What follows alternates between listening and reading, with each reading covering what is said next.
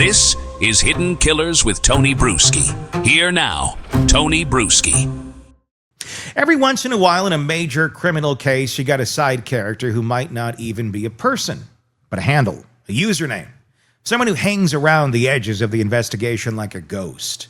And in the Bryan Kohberger case, that ghost has a name, Papa Roger. If you've been deep into the story from the start, you know exactly what I'm talking about. Papa Roger, an online account that appeared in the days after the murders, posting in true crime groups, sometimes with commentary that was a little too close to the truth, revealing facts nobody knew, and comments that mentioned details before they were public. And oh yeah, an avatar that looked exactly like Bryan Kohberger before he was arrested for the murders. From day one, Papa Roger and that mystery became a cottage industry. Was it Kohberger himself? Was it a clever troll?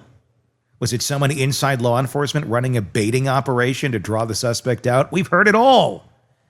We've also seen the official line from investigators. They looked into it, found no connection, I say in air quotes, and moved on. Then you start looking at the actual paperwork, like the document Jennifer Coffindaffer posted, and you see the investigation spelled the damn handle wrong. That's not nothing. You can't even match the name exactly in a search, and you really are looking at this as the investigator. Are you really looking as hard as you think you are? What makes Papa Roger interesting isn't just the post, it's the timing. The nod to Elliot Rodger, not Rogers.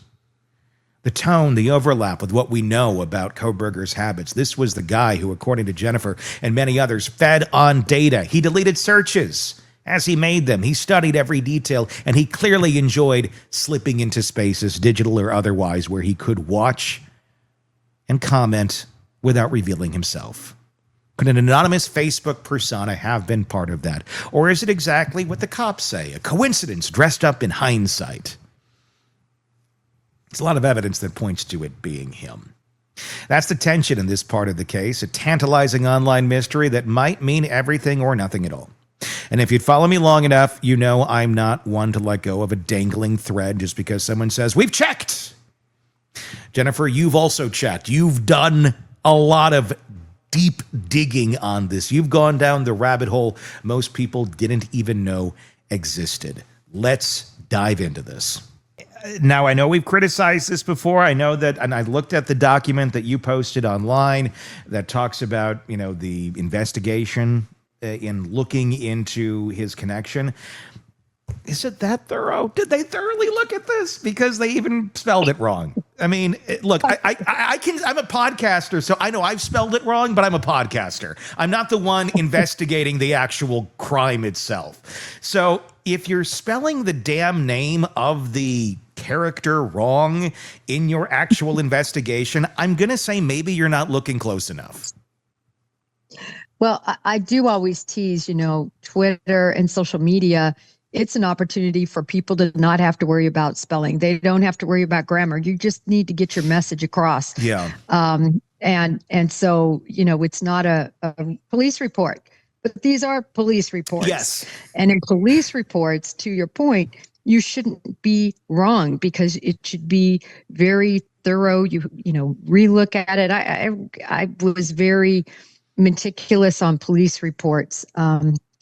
And because just this reason, and I saw an agent have to absolutely be humiliated on the stand about grammar and about spelling and about getting something else wrong.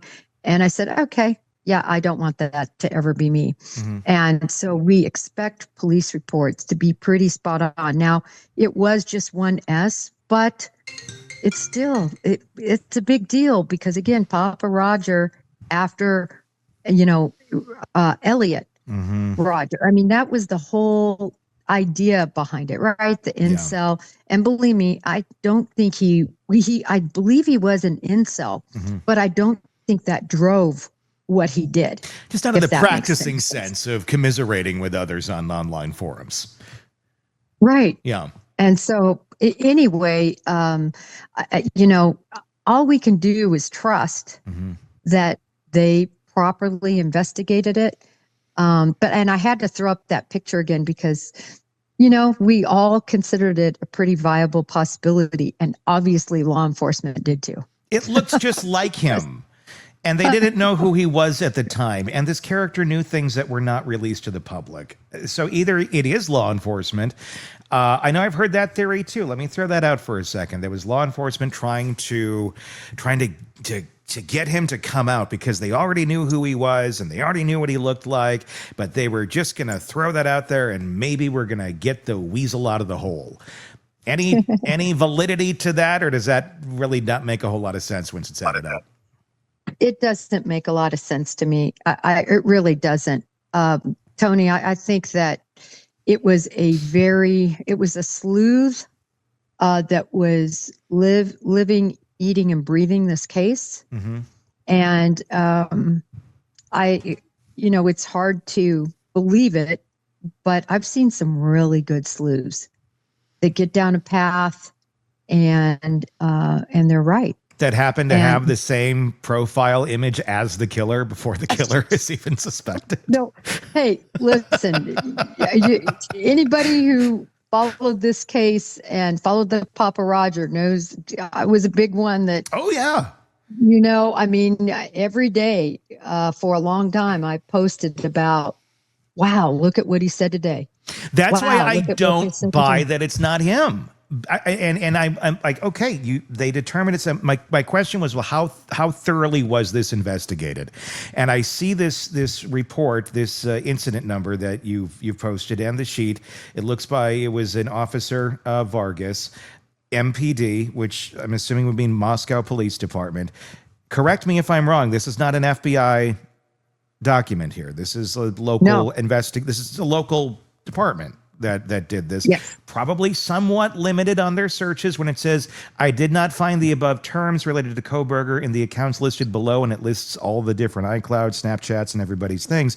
But, are they operating with just the same stuff we would be too if we looked through them at that moment in time?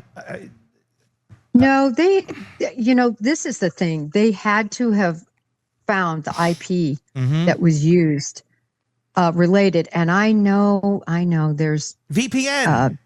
I knew you were going to say that. There are, and the whole thing is fascinating. I'll always be fascinated with it. I ran down so many rabbit holes, really focusing on the two posts that he did that made absolutely no sense. One I think was about politics in California. The other one was about a school board. And I literally called that school, talked to a board member, just really looked at who would have possibly written a post like that. Yeah. And none of the people I talked to posted about Papa Roger that were part of that whole school board posting, if that makes sense. I ran that. I spent way too long on that. Because I'm thinking, who would even know about this school board election or be angry about it or be upset? So I reached out. Who's involved with the school board that could possibly also be involved in this? And then there was the California political thing, as I recall. So there were two odd ones. Mm-hmm. And I know the VPN, believe me, I wish I had the tools that the FBI had to really research this thoroughly, because it will always bother me that this person was able to just get lucky. Boy, were they lucky. Well, it feels like they just put the stop sign up and like the road closed here once they saw, well, the IP doesn't match to his apartment or any place that he would have been. That's not the end of the story with a VPN. And unfortunately, it can be in terms of where you're going to investigate this, because you're never going to figure out where that came from. That's the point of a VPN. But to me, it almost points to it. That is as evident to me that it's him as it is that he turned his phone off during the actual killings. If the IP doesn't go anywhere near him and it's information and it's his damn picture, I'm sorry, it's him. Without the picture, if it was just a picture I would be completely with the investigators saying that's not him. It's just somebody that guessed some weird shit, and it turned out to be. I'm sorry, the picture just gets it for me all the time. That's what sells it. It's him.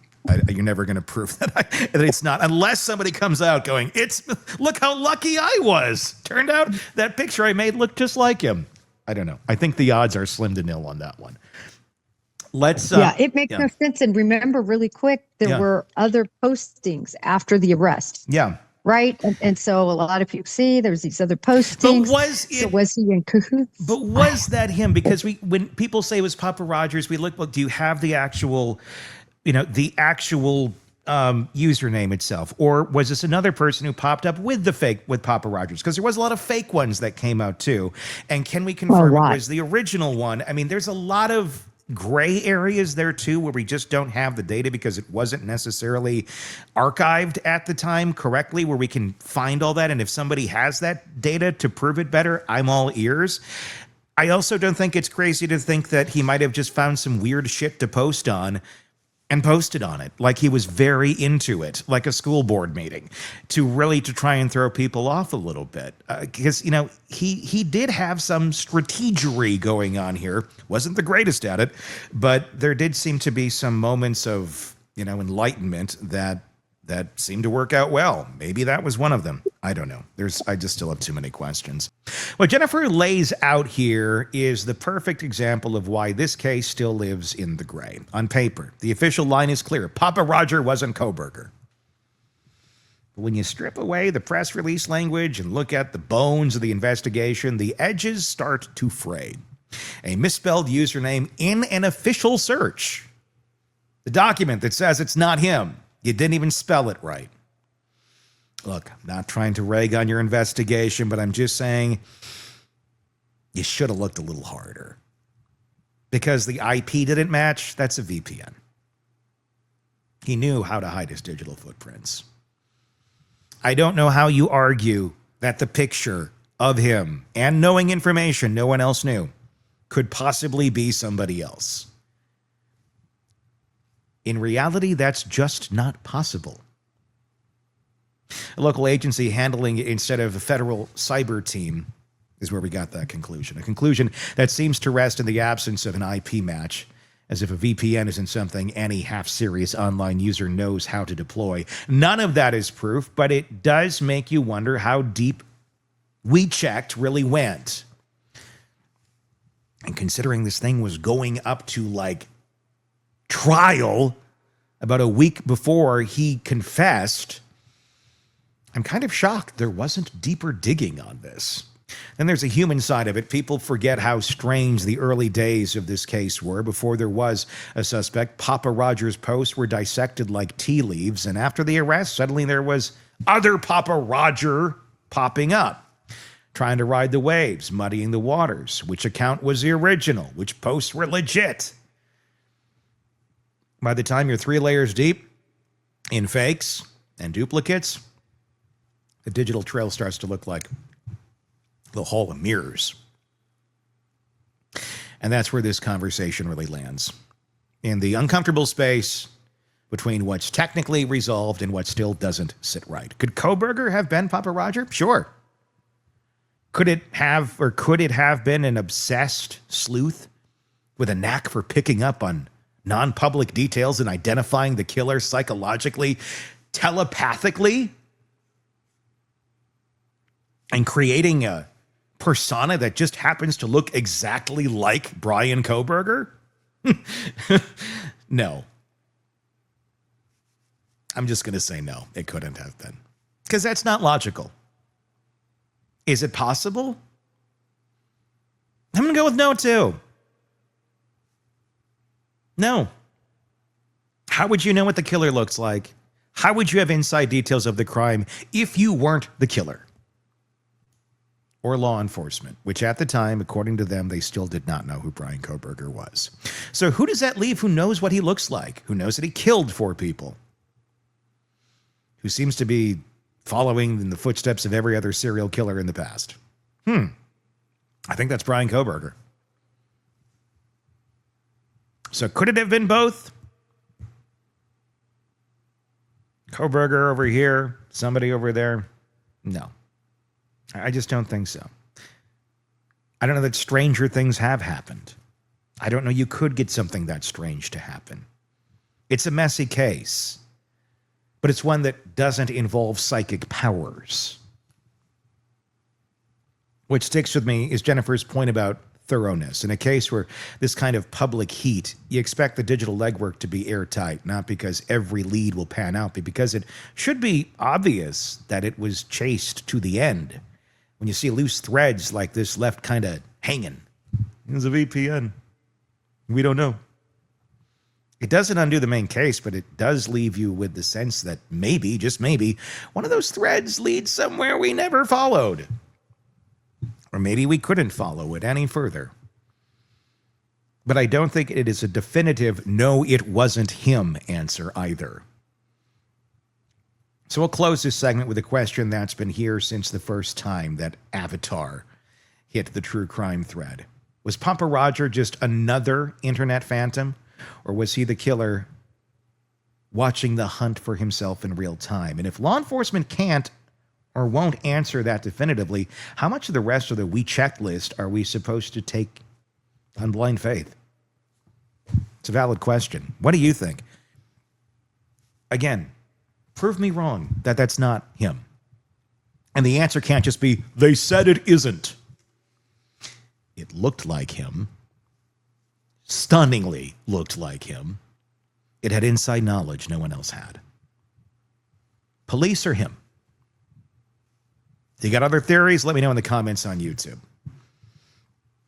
And it's not that it was some other killer and he's being framed, because I'm sorry, that shit'll just get you banned. Press subscribe wherever you're downloading podcasts so you don't miss any of our coverage there, and press subscribe to Hidden Killers with Tony Bruschi on YouTube so you don't miss any of our coverage there, and let us know your thoughts in the comments on YouTube. Until next time, I'm Tony Bruschi. We'll talk again real soon. Want more on this case and others? Then press subscribe now and don't miss a moment of true crime coverage from Tony Bruschi and the Hidden Killers podcast.